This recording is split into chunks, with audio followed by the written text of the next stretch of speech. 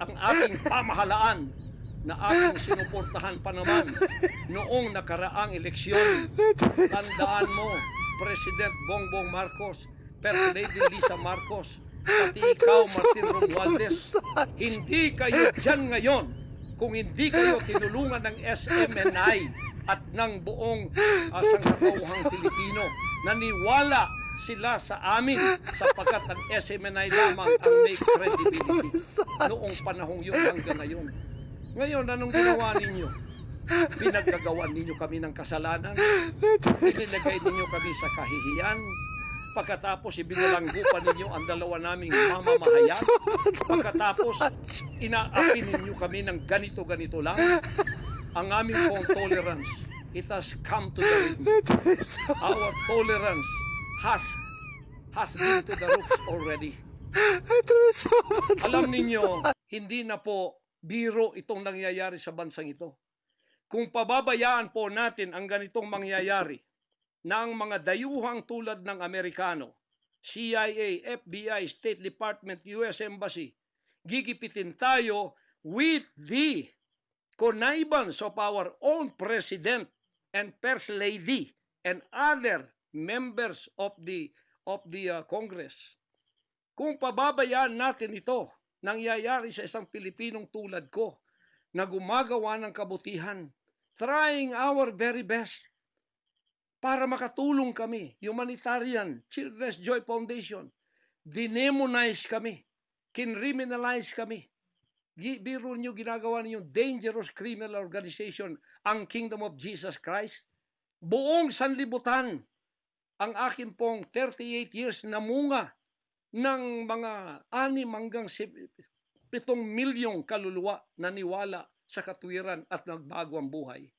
Ngayon, ginaganito niyo ako ng dahil sa inyong politika na ang aking itinataas naman ay mga leader na tama tulad ni Duterte. Kasalanan ko ba yun na maniwala ako sa isang leader na matuwid at akin siyang itaas? Pagkatapos ganito kayo kadesperado para ako'y patayin at ang lahat ng aking mga senior leaders papatayin din, hanggang yung mga leaders na pwede pang pagkatiwalaan papatayin ninyo. And then you take over all of our properties and compound. Pagkatapos lilinlangin ninyo ang mga tao. Pagkatapos magtatayo kayo ng sariling korporasyon, i-incorporate ninyo doon ang lahat ng properties na pinaghirapan, blood, sweat, and tears ng aking mga members all over the world. Tapos biglang-bigla ililipat ninyo doon sa inyong bagong korporasyon at pagkatapos itataas ninyo ang kamay ng isang tao tulad ni Bandari at sasabihin niyo, ito ang leader ninyo ngayon. Ano ang Kingdom of Jesus Christ? Political government? Hindi po ganon. Mangyari ng mangyayari. Hindi po papayagan ng Panginoon Diyos ang mga bagay na itong nangyayari sa ating bansa sa mga sandaling ito. Kung ako, mabuting tao, kung ako nangangaral ng katuwiran, kung ako tumutulong ng kusang loob at hindi nagpapautang loob kanino man, ginaganito ako. Sino pa kaya kayo, mga kababayan ko?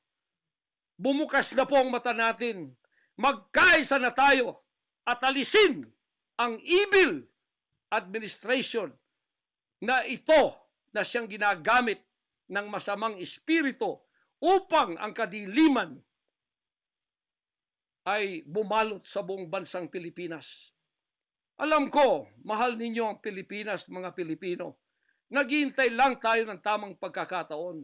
Meron pa bang ibang pagkakataon? Tingnan niyo nangyayari sa Kongreso. Tingnan niyo yung korupsyon.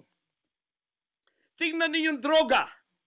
Mismong ating presidente, mismong kanyang